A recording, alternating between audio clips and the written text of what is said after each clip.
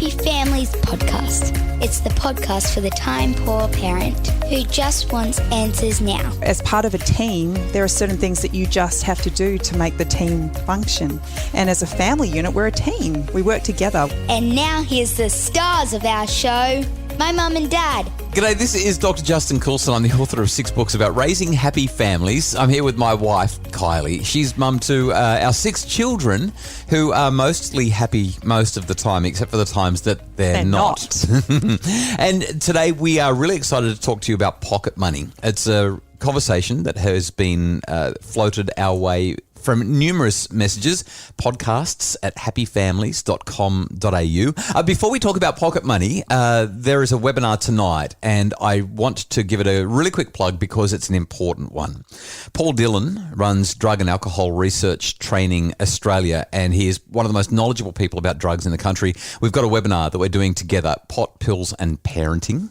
We're going to talk about the facts about what our kids are doing, how often and when, the latest info on vaping, nanging and other toxic trends, the role social media is playing in giving your kids easy access to drugs, the biggest mistakes parents make when they talk about alcohol and other drugs with their kids, what to do if your child or their friend is experimenting with using drugs or any of that sort of stuff, or if they've got questions.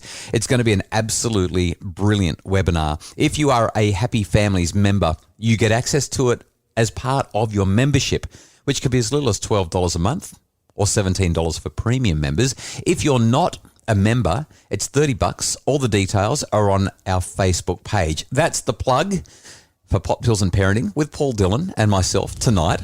And now let's talk pocket money. What's the purpose of pocket money in the first place? This is a really controversial conversation. Like, people get fired up about why you should or shouldn't give pocket money. Some parents say, why would you give the kids money? Full stop, end of story. And other parents are like, oh, no, you've got to give them pocket money because they'll learn the value of money. And then there are other... How do they learn the value of money if you're just handing it over to them? That's a great question. I don't know. That's not how we do it. And then there's the whole, you give kids pocket money. This is Scott Pape, the Barefoot Investor, who I'm a big fan of, but I really disagree strongly with him on this one, that you give kids money for doing chores or fulfilling duties around the house. So these are the main reasons that people give pocket money. Let's go through them one at a time. First off, the person who says, why would you even give kids money? What's your response to that? They obviously have very little kids. Because very little money.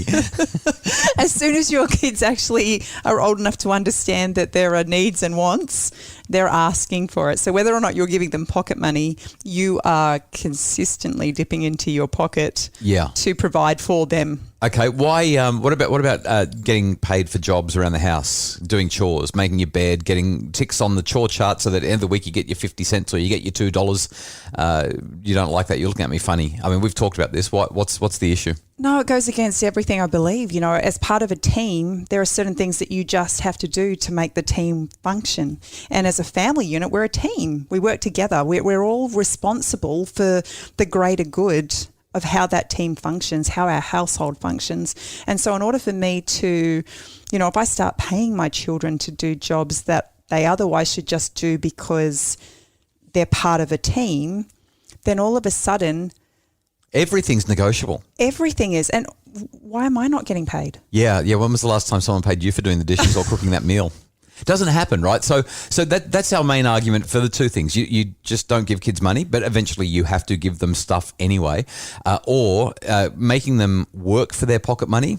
It doesn't really count because there's just stuff that you've got to do. You contribute to the mess, you clean up the mess, you sleep in the bed, you make the bed, you make a mess in your room, you tidy your room, and you shouldn't get paid for doing that sort of stuff. We don't get paid for it, and it's called living in a family.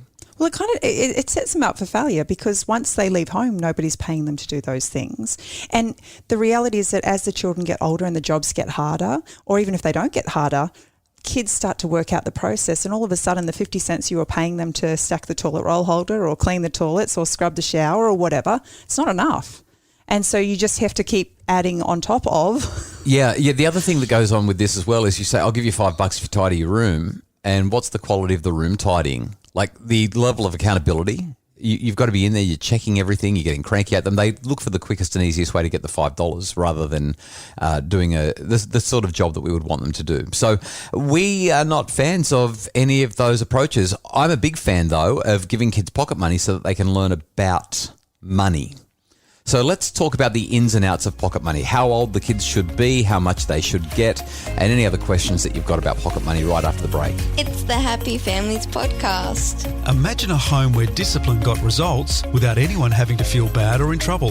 The Do's and Don'ts of Discipline is a webinar to help parents set limits with love, compassion, and humanity. Find it now at happyfamilies.com.au/shop.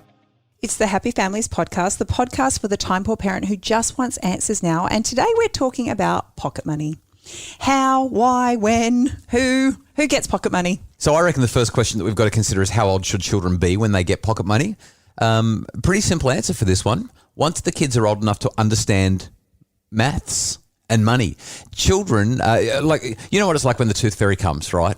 And the kids get $2.50 and they're more excited about the $2.50? Well, I'm just using it as an example. You get 50 cents. They're getting they get $2.50 and they're more excited about the 50-cent coin than the $2 coin because the 50-cent coin is bigger. Yes. If your child is still at that stage, don't worry about pocket money. They're not going to learn anything at all about money at this point because they don't get basic maths. It's kind of like when they go to the tuck shop at school and they order some food, hand over a $5 note, and they get 4 or 5 coins back as their change. And they think they've got more money now than they had when they handed over the $5 note. They're like, oh, coins are better than these papery things. And look, I've got 4 of them.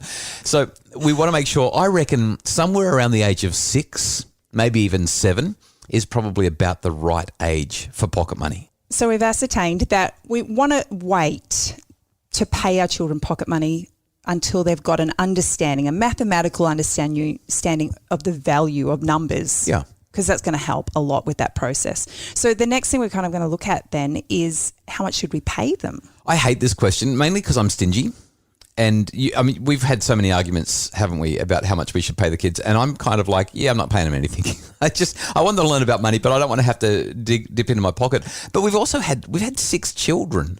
Like, it costs a fortune. Let's say the oldest one is big enough to be getting $15 a week and the youngest one might be getting 2 or 3. But by the time you dish out all that cash to 6 kids, we're $50 down each week. Like, I just hate paying pocket money because I'm giving all these kids all this cash. You're sounding like a whinger right now. I'm a bit grinchy. I'm a bit Scroogey when it comes to pocket money. So I don't know if I'm the right person to ask. When you talk to mums, what do they say about pocket money? I've heard lots figures? of family will kind of do $1 for each year. Right. So if you're 6 years old, you get $6. I think that's crazy. Who's going to give their 6-year-old $6 a week or their 10-year-old $10 a week? But then again, I'm a Grinch. So what do I know? I think for the younger children, I think it's a lot of money to put in their hands when they still don't really understand the value of it. So we kind of have started off with about $2 or $2.50 for our younger children because there's enough in that for them to put a little bit away for savings, for donating to a charity, and then having some spendings. And by the time they've done those things, they're left with about $1 or so. And that's, for a 6-year-old, that's pretty good. Yeah, okay. So we've kind of jumped forward to what we want to teach our kids, or at least what you and I are teaching our kids. But you're saying start off small and as they get older, increase the amounts of money. Yeah, one of the things that I've loved that we've done with our kids is as they've gotten older, they've kind of negotiated with us a little bit. And each year, as we've watched what they're doing with their money and how well they're utilising it, we're more open to extending their learning process by giving them more than those that have just squandered it and spent it. Yeah. So it becomes a conversation where we're saying, okay, you're this big and we think this is the right amount of money for you. And they start saying, well, I want more. And we say, well, let's talk about what you're doing with it. So let's have that conversation. The things that we focus on when it comes to teaching our kids about money, number one, we want you to save some of this cash. And we've done all sorts of things over the years. My favourite things that we've done with our kids is we've said, once you've saved a whole bunch of cash, we'll actually match it. And we set goals with them. So let's see how fast you can get to $100. Once you've got $100, we'll actually match that with another 100. Because they're little, it takes them 6 months. But if they're really consistent with their savings, and sometimes they save their birthday money, what they're learning is that when you save money, you earn interest. And when you save money, more money comes to you. So we've taught them that instead of blowing it all down at the school tuck shop, savings brings more cash. And they love looking in the bank and going, oh, look at how much money I've got. This is really, really cool. Well, for younger kids, often having it in the bank, it's really hard to kind of have that visual. So I used to actually give them a budget book, and we would literally write down 1, 2, 3, 4, 5 down the page. And what I loved about this process was setting goals with them. We worked out exactly if they put away a specific amount each week, they would save, say, $60 in a period of time. We would talk about it, and we would kind of increase that goal by just a little bit, a stretch goal. Yeah, so we'd say, see if you can get $75 by this date instead of 60, and if you do, we'll give you a bonus. And what that means is that either they're saving birthday money, if birthday money's coming in, or they're kind of salary sacrificing a little bit. They're actually having to put away a little bit more than what they have actually budgeted to put away in order to reach that. And that's when that bonus money comes in. Yes, and it's been really exciting watching them and their brain processes as they've kind of looked at it and gone, oh, you know what? We're at the end of the week and I've still actually got 50 cents left over. If I just put that in, every cent counts. Yeah, so let's say we give them $5 and we say, so when they're young, we tell them percentages. 10% is a donation. We're going to help other people because we've got a lot and there are some people who don't have nearly as much. That leaves you with $4.50. Of that $4.50, we put 50% of that into savings and the other 50% is for you to spend. Which means that at the end of the month or the end of the quarter, you'll have this much in savings. But if you stretch yourself to this much in savings, guess what? We'll match it and we'll give you this much more. And the kids then will be at the shops and they'll be looking at a chocolate bar and thinking, oh, I really want that. But if I spend the money on the chocolate bar, that means that I'm not going to reach the stretch goal that I've got financially, which means I don't earn the bonus cash mum and dad are going to give me. And so we're teaching our children to value money versus chocolate. Or well, it's also a lesson in delayed gratification. Yes. Because you can have your chocolate bar now, but if you actually save in time, you'll be able to get this, like whether it be a toy that they're working towards or a set of books. Our kids love reading. So whatever it is, I can have this small thing. It's kind of the marshmallow experiment, actually. You can have this now, or if you hold on just a little bit longer, you can have double that. Sounds great. So what have we covered off? Pocket money shouldn't be for chores. It should just be to teach kids about money. But if you're going to teach them about money, teach them about money. Teach them about saving. Teach them about charitable donations. Teach them about what happens when you sacrifice and use self-control, delayed gratification so that you can achieve goals, and help them to work towards those goals by going through it every week. Last couple of things that I can think of. Make sure that you pay them consistently. So it's every Sunday morning or it's every Monday night or it's every Friday just before the weekend. Work out when you're going to pay them and be consistent about that. One of the things that Scott Pape talks about in his Barefoot Investors for Families book is about giving your children jars. So if you're going to go through that process, a savings jar, a spendings jar and a giving jar, then you want to make sure that you're giving them the breakdown. So it's really easy for them to put money into the different jars. Yeah, you got to have the coins. You got to have the actual cash for them. Makes a big difference. But I think the last thing that's really important is just your children are actually going to learn more about money as they watch you. Oh, yes. You set the example, you set the tone about how money's spent. So if you're a Scrooge... Yeah, what are you pointing at me for? Gosh. Then it might make sense that a 17-year-old who's getting very excited about getting her license very soon and going on a road trip might choose to spend her nights in a car so she doesn't have to pay for accommodation. This sounds like a real life scenario. Maybe.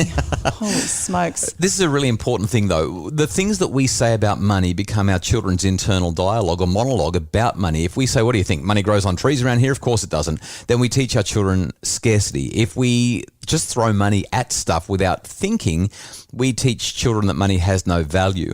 We want to be able to have intelligent and intentional conversations with our kids about money, and hopefully the hints and tips that we've given you in this podcast will be helpful. I'm so glad that you shared that though. The example that we set, crucial in what our children learn about money and how it works. Well, this has been a great chat. I'm glad that we got to speak about it. Okay, Pocket Money. If you have any more questions, let us know. Podcasts at happyfamilies.com.au. Another quick reminder, Pot, Pills and Parenting with Paul Dillon and myself tonight. The webinar, if you haven't gotten on it already, Happy Families members, you're in. Just make sure that you dive into the membership on time. If you're not a member, you can get all the info on our Facebook page, Dr. Justin Coulson's Happy Families. We really appreciate the work, as always, of Justin Rulon from Bridge Media. He produces the Happy Families podcast. Our executive producer is Craig Bruce. And if you'd like more info about making your family happier, especially through our Happy Families memberships, you can go to get all the info at happyfamilies.com.au.